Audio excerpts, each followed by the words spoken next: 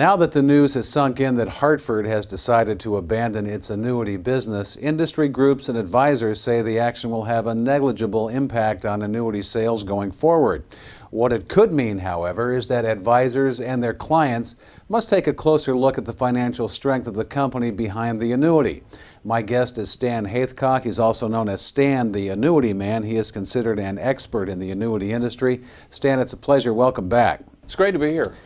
So, Stan, why did Hartford exit the annuity business? Well, it's primarily twofold what happened with Hartford. Ron Perlman, which is one of the largest shareholders of Hartford, actually pushed them to get out of the annuity business, primarily the variable annuity business. So you have to ask yourself, why would someone do that other than just wanting the share price to increase, which is obviously what he wants to happen.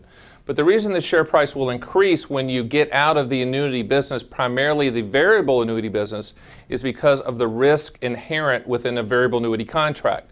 Within a variable annuity contract, when the money comes in, the money then goes out to the segregated accounts.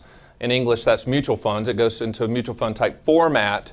And then from there, all of the guarantees that the policyholder has, Hartford has to back up with those assets that are outside and also inside assets. So the risk is inherent, to say the least. And I think that's the reason you're seeing Hartford get out of the business, John Hancock get out of the business, Sun Life get out of the business. I believe Equitable exited. And you got to ask yourself a question: with 200 billion, with a B, being sold in variable annuities annually, that's just an average, but that's in the ballpark. Why would they get out? The reason they're getting out is because there's inherent risk to pay the benefits that have been promised contractually. Stan, why do you think insurers have become so risk averse these days? That's a good question. I really believe that the actuaries inside the insurance companies are looking at these products and saying to themselves, we're at all-time high of the market right now. I mean, the markets are at 13,000-ish. In a variable annuity, just to use kind of the hand motion, in a variable annuity you have a accumulation value, which is the funds, the investments, and then you have the benefits, whether it's a death benefit or an income rider. Let's just say, for instance, that the income rider increases every year by 5%. That's fantastic. But let's just say the markets go down from 13,000 to 8,000. So in essence, the accumulation value is here, the income rider value is here. What happens if everybody turned on that income stream? What's happening is the street's now looking at those numbers and saying, I'm not sure that they could pay that. I'm not sure that they could pay all of those claims if my accumulation value is 100 and my income value is 400,000, and you see, never going to happen, this is ever going to get back to here. Let's just turn on the income stream. They're going to have a hard time paying that off.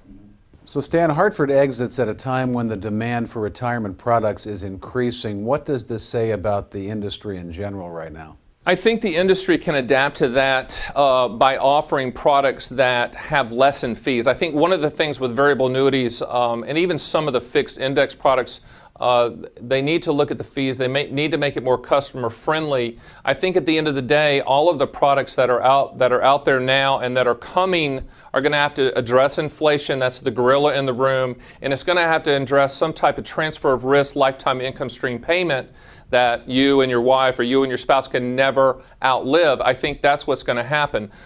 There are products that are coming out called longevity annuities, which really are kind of a hybrid leverage product in the future. But the problem with that is if you die, the money, you don't retain the money. I think a lot of the baby boomers that are out there are going to want their cake and eat it too. They're going to want all the benefits. They're going to want inflation. They're going to want long-term care somehow built in there. And oh, by the way, they're going to want principal protection. And if we don't use the money, all of our money goes to the listed beneficiaries. So from an actuarial standpoint, insurance companies are going to have to price those products to give those people what they want. And they're in a dead sprint to do that right now, especially on the inflation side. Income, because people's life expectancies are much longer than once first projected. For instance, when Social Security came out, no one thought people were going to live that long. So same thing with annuities. They're going to have to base their payments on a longer life expectancy, but also increasing the income to combat inflation, which will eventually happen.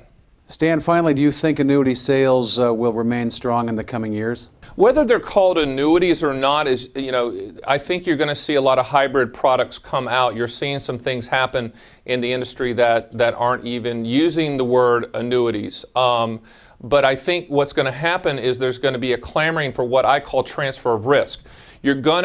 People are going to want to transfer the risk of that lifetime payment to another entity, similar to what they do with Social Security, similar to what they do if they have a pension.